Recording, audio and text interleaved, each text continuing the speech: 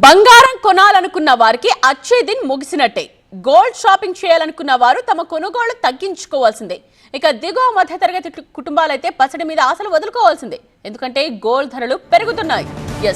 Trump జమానాలో బంగారం ధరలు ఊపందుకున్నాయి. స్పాట్ గోల్డ్ ఫ్యూచర్స్ దూకుడు కనిపిస్తోంది. అంతర్జాతీయ మార్కెట్లో ఔన్స్ బంగారం ధర $2,781 ఉంది. మన దేశంలోనూ బంగారం ధర పెరుగుతోంది. ట్రంప్ తాజా నిర్ణయాలతో ఆర్థిక వ్యవస్థలు దెబ్బతింటాయని ఆందోళనలు వ్యక్తమవుతున్నాయి. అందుకే బంగారం ధరలు పెరుగుతున్నాయి. హైదరాబాద్ లో 10 గ్రాముల బంగారం ధర $82,610 ఉంది. డిసెంబర్ 30న బంగారం ధర $78,000 ఉంది. అంటే బంగారం ధర 20 రోజుల్లో $4,400 పెరిగింది. బంగారం పెరగడానికి 4 కారణాలు కనిపిస్తున్నాయి. అంతర్జాతీయంగా పసడికి డిమాండ్ పెరుగుతోంది.